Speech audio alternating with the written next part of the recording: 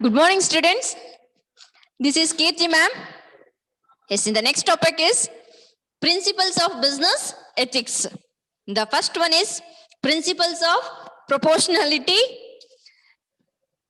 This principle suggests that one should make proper judgment before doing anything so that others do not suffer from any loss or risk.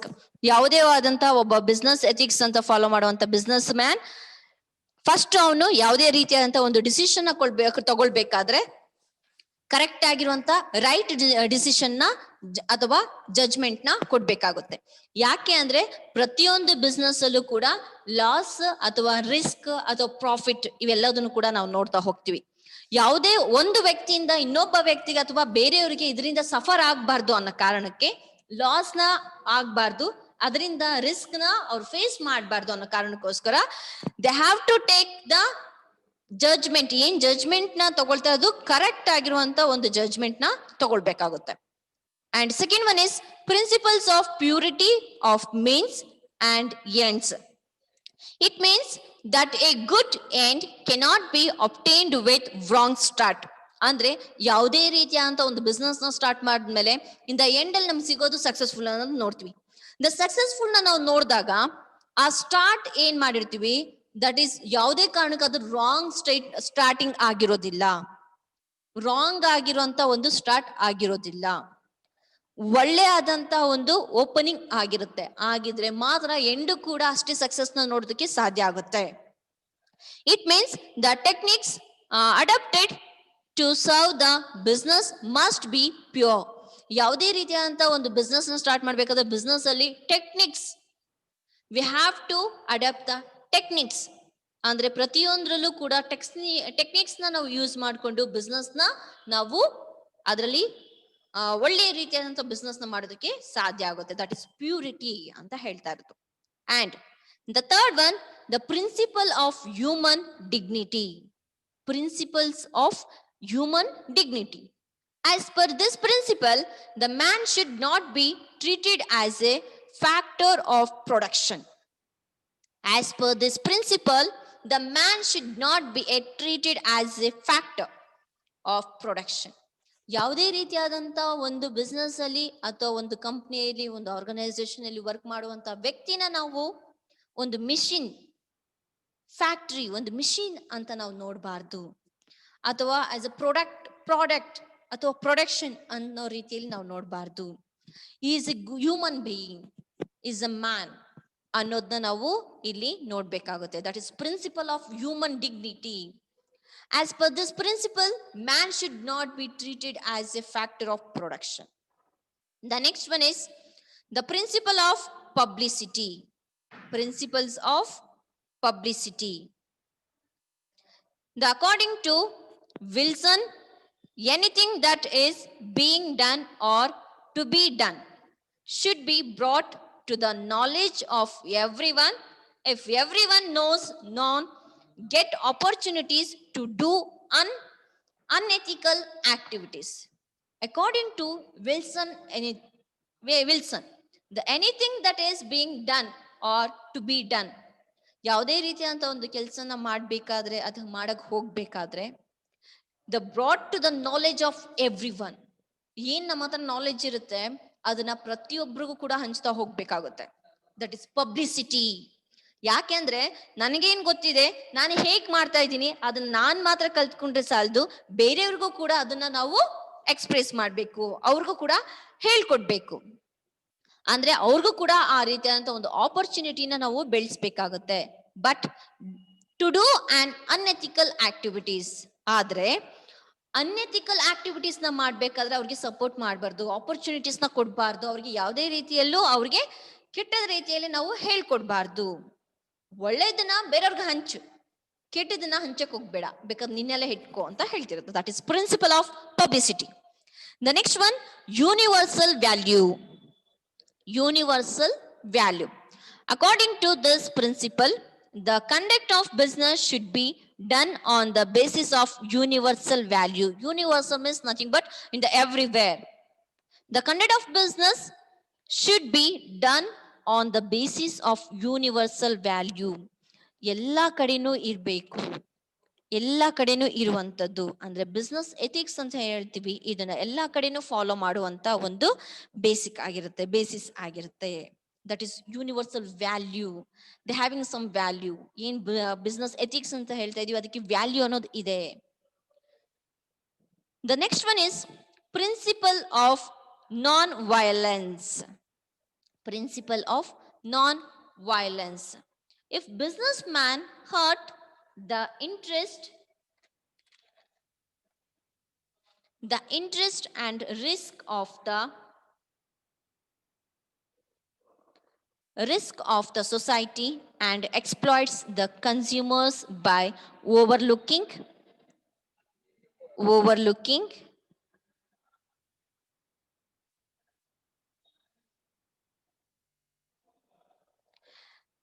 their interest is, this is equivalent to violence, that is unethical act.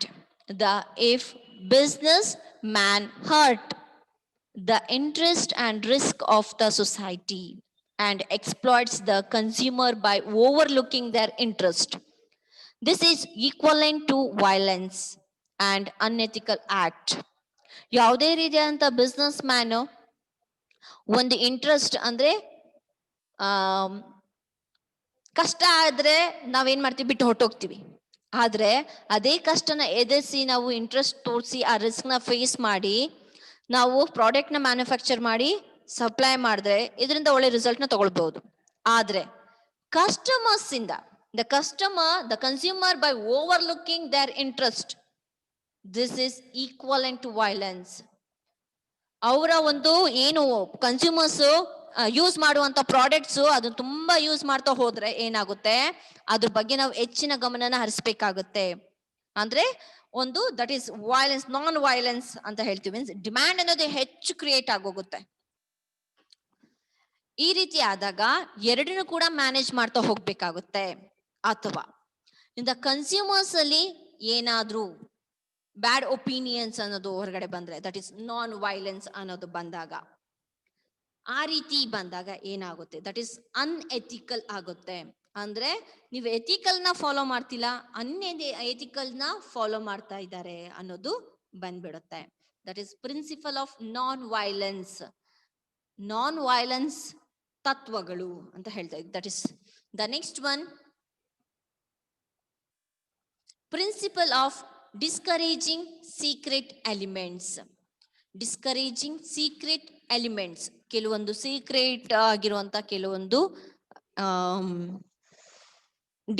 Dealings ಇರುತ್ತೆ, elements ಇರುತ್ತೆ. ಅದನ್ನು ಕೂಡ V have to maintain. ಆ ತತ್ವಗಳನ್ನ ಏನಿರುತ್ತೋ ಅದನ್ನ ನಾವು follow ಮಾಡುವಂಥದ್ದು. The business man should not make any secret. The business man should not make any secret elements with the supplier.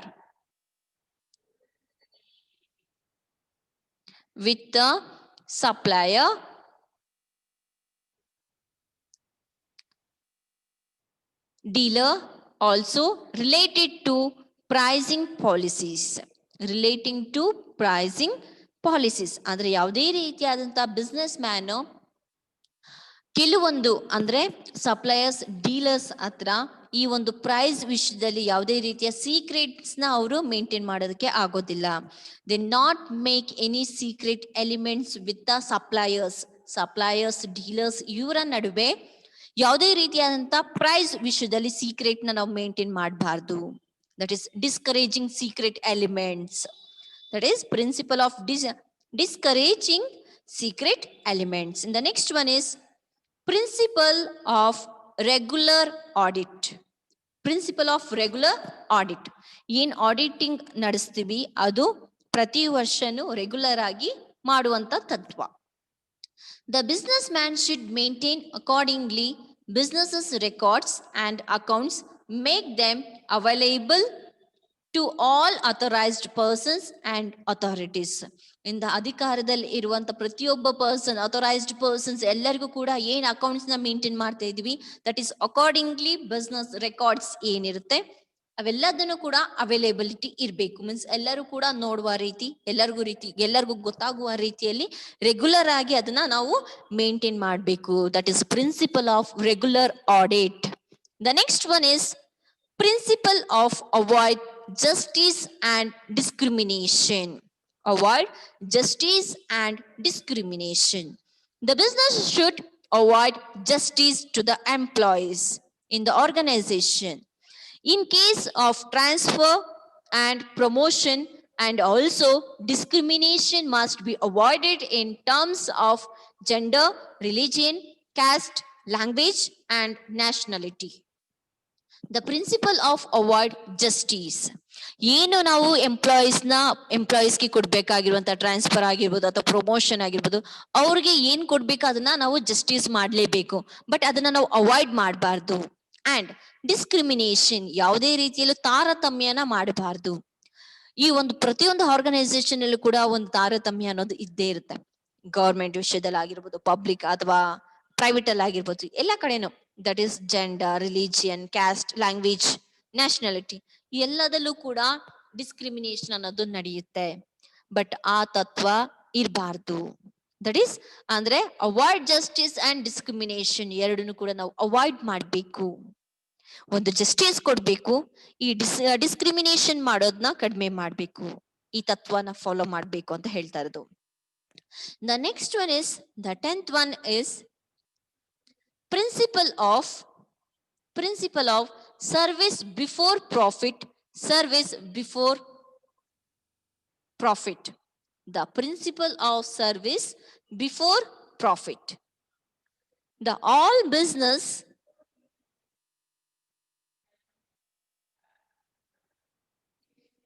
businessman should accept the above principle. ಏನ್ ಇಷ್ಟೊತ್ತು ಎಲ್ಲ principles ಹೇಳಿದ್ವಿ, ಎಲ್ಲ ಪ್ರಿನ್ಸಿಪಲ್ಸ್ನ ಕೂಡ ಆಸ್ ಎ ಬಿಸ್ನೆಸ್ ಮ್ಯಾನ್ ಆಗಿ he has to accept. ಅವನು compulsory ಆಗಿ ಅದನ್ನ ಅಕ್ಸೆಪ್ಟ್ ಮಾಡ್ಕೊಳ್ಳಬೇಕು. About principle, tell her business man should give priority and prominence to the service before the profit. ಯಾವುದೇ ರೀತಿಯಾದಂತ ನಾವು ಪ್ರಾಫಿಟ್ ನ ತಗೊಳ್ಳೋದಕ್ಕಿಂತ ಮುಂಚೆಗೆ ಫಸ್ಟ್ ನಾವೇನ್ ಮಾಡ್ಬೇಕು, we have to give the priority for ಕಸ್ಟಮರ್ಸ್ಗೆ ನಾವು ಹೆಚ್ಚಿನ ಪ್ರಯಾರಿಟಿನ ಕೊಡ್ಬೇಕು. ಅವ್ರಿಗೆ ಬೇಕಾಗಿರುವಂತ ಪ್ರಾಡಕ್ಟ್ಸ್ ನ, ಸರ್ವಿಸಸ್ ಕೊಡ್ಬೇಕು. ಮೀನ್ಸ್ ಅವ್ರಿಗೆ ಸಪ್ಲೈ ಮಾಡ್ಬೇಕು. That is prominence to the services. First ಪ್ರಾಮುಖ್ಯತೆನ ನಾವು ಕೊಡ್ಬೇಕು, ಸರ್ವಿಸಸ್ ನ ಮಾಡ್ಬೇಕು.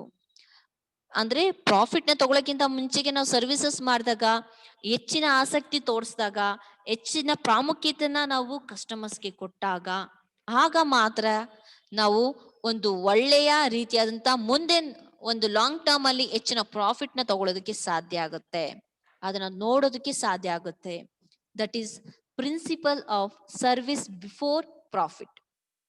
ಸರ್ವಿಸ್ ನ ಬಿಫೋರ್ ಪ್ರಾಫಿಟ್ ನ ತಗೊಳಕ್ಕಿಂತ ಮುಂಚೆಗೆ we have to do the services. That is all business man should accept the above principles. ಏನ್ ಪ್ರಿನ್ಸಿಪಲ್ಸ್ 13 ಪ್ರಿನ್ಸಿಪಲ್ಸ್ ಇದೆ, ಎಲ್ಲದನ್ನು ಕೂಡ ಕಂಪಲ್ಸರಿಯಾಗಿ ಪ್ರತಿಯೊಬ್ಬ ಪರ್ಸನ್ ಕೂಡ ಫಾಲೋ ಮಾಡಬೇಕು. About principle tell her business man should give priority and prominence to the service before the profit. The next one is principle of optimum utilization of resources. Optimum utilization of resources. The above principles tells us the organization should use the valuable resources like natural human resources,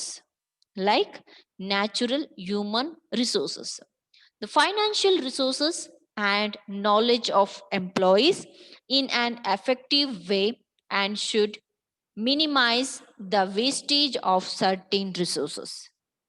The above principle tell us the organization should use the available resources like natural human resources.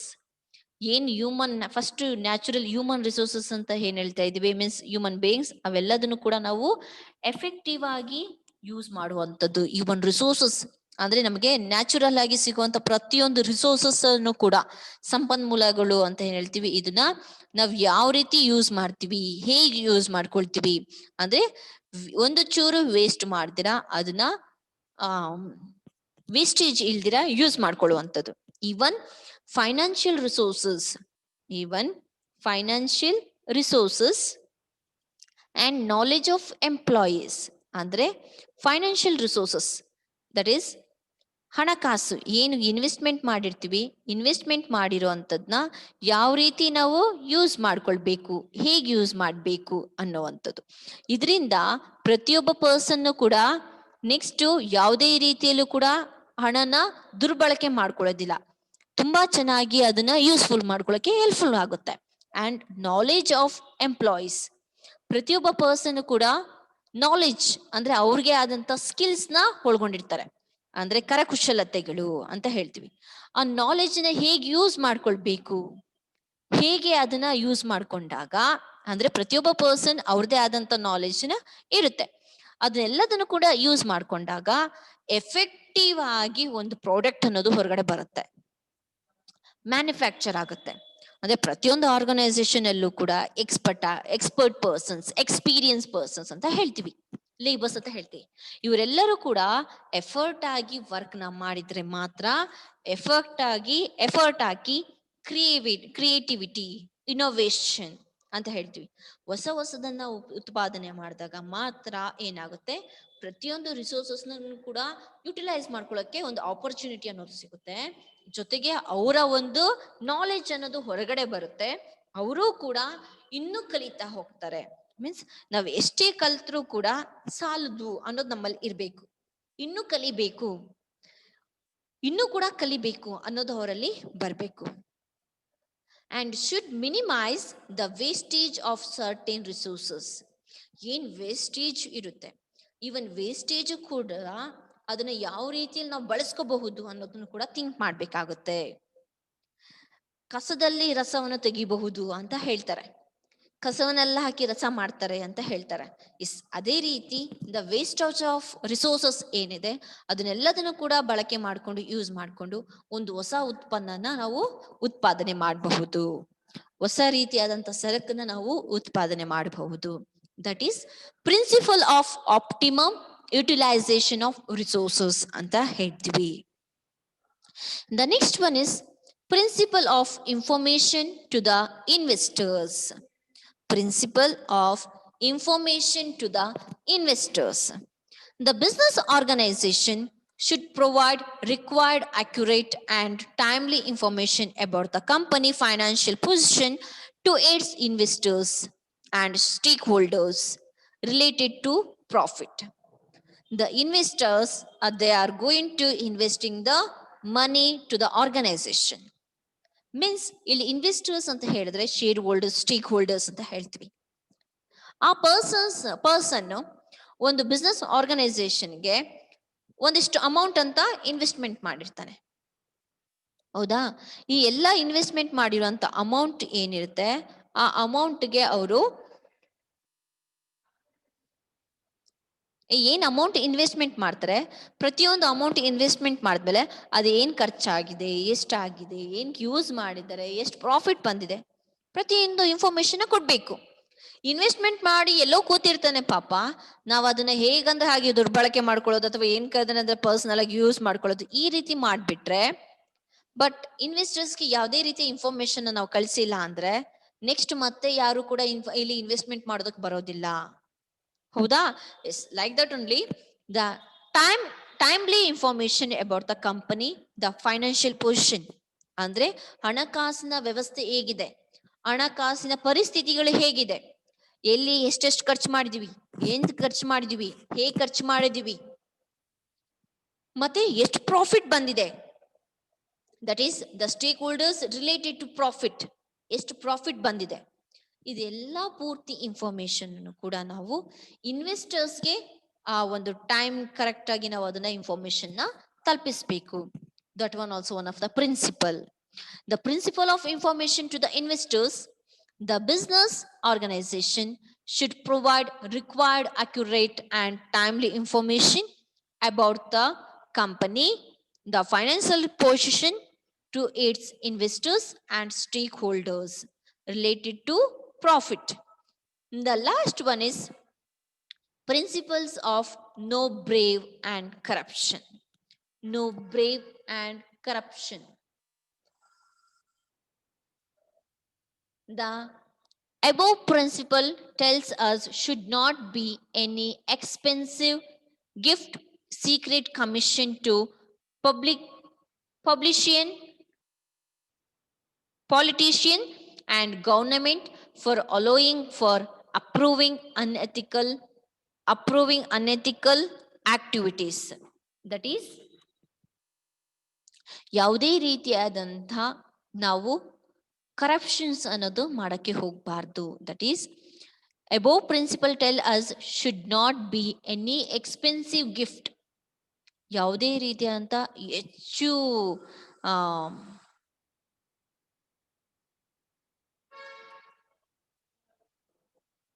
ಹೆಚ್ಚು ಬೆಲೆ ಬಾಳುವಂತ ಗಿಫ್ಟ್ಗಳನ್ನ secret ಆಗಿ ಪೊಲಿಟಿಷಿಯನ್ಸ್ಗೆ ಅಥವಾ government ಪರ್ಸನ್ಸ್ಗೆ ಅಧಿಕಾರಿಗಳು ಯಾರಿರ್ತಾರೆ ಅವ್ರಿಗೆ ಕೊಡುವಂಥದ್ದು means corruption. That is also ಅಂದ್ರೆ ಲಂಚ ಕೊಟ್ಟು ಕೆಲಸಗಳನ್ನ ಮಾಡಿಸ್ಕೊಳ್ಳುವಂಥದ್ದು. ದಟ್ ಈಸ್ ನಾಟ್ ಬ್ರೇ ಅಂದ್ರೆ ಆ ರೀತಿಯ ಕೆಲಸನ ಇಲ್ಲಿ ಮಾಡಬಾರ್ದು ಅಂತ ಹೇಳ್ತಾ ಇದ್ದಾರೆ. Means the any expensive gift secret commission to politician and government for following for approving unethical activities. ಅಂದ್ರೆ ಅನ್ಎಥಿಕಲ್ ಆಕ್ಟಿವಿಟೀಸ್ ನ ಯೂಸ್ ಮಾಡೋದಕ್ಕೆ ಮೀನ್ಸ್ ಅನ್ಎಥಿಕಲ್ ಆಗಿ ಆಕ್ಟಿವಿಟೀಸ್ ನ ಮಾಡೋದಕ್ಕೋಸ್ಕರ ನಾವೇನ್ ಮಾಡ್ತೀವಿ, ಕೆಲವೊಂದು ಹಣನ ಪೊಲಿಟಿಷಿಯನ್ಸ್ಗೆ ಕೊಡುವಂಥದ್ದು, ಕಮಿಷನ್ಸ್ ನ ಕೊಡುವಂಥದ್ದು, ಸೀಕ್ರೆಟ್ ಆಗಿ ಗಿಫ್ಟ್ಗಳನ್ನ ಕೊಡುವಂಥದ್ದು, ಅಥವಾ ಗೌರ್ಮೆಂಟ್ ಅಧಿಕಾರಿಗಳಿಗೆ ಪರ್ಮಿಷನ್, ಫಾರ್ ಎಕ್ಸಾಂಪಲ್ ಪರ್ಮಿಷನ್ ತಗೊಳ್ಬೇಕು ಅಂದ್ರೆ ಏನ್ ಮಾಡ್ತೀವಿ, ಈ ರೀತಿಯಾದಂತ ಕರಪ್ಷನ್ಸ್ ನ ನಾವು ಮಾಡೋದಕ್ಕೆ ಹೋಗ್ತೀವಿ. ಇದು ಕೂಡ ಯಾವುದೇ ಕಾರಣಕ್ಕೂ ಈ ರೀತಿಯ ಕರಪ್ಷನ್ಸ್ ನ ಮಾಡಬಾರ್ದು. Means in the business ethics ಅಲ್ಲಿ ಇರುವಂತ ಪ್ರಿನ್ಸಿಪಲ್ ಅಲ್ಲಿ ಇದು ಕೂಡ ಒಂದು. The principles of no bribe and corruptions, ಯಾವುದೇ ರೀತಿಯಾದಂತ ಕರಪ್ಷನ್ಸ್ ನ ನಾವು ಮಾಡೋದಕ್ಕೆ ಹೋಗ್ಬಾರ್ದು ಅಂತ ಹೇಳ್ತಿರೋದು. These are principles of business ethics. The principles of business ethics, the totally 13 principles are there. The first one is principle of proportionality. Second one is principle of purity of means and ends. Principle of human dignity. Principle of publicity. Universal value.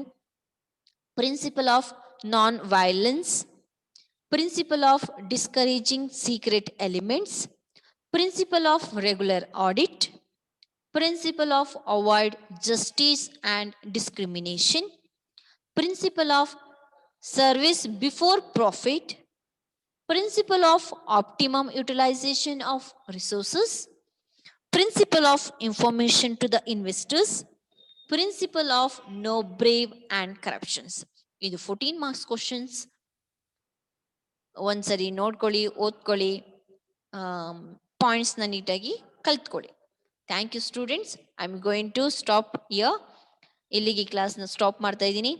And take care students.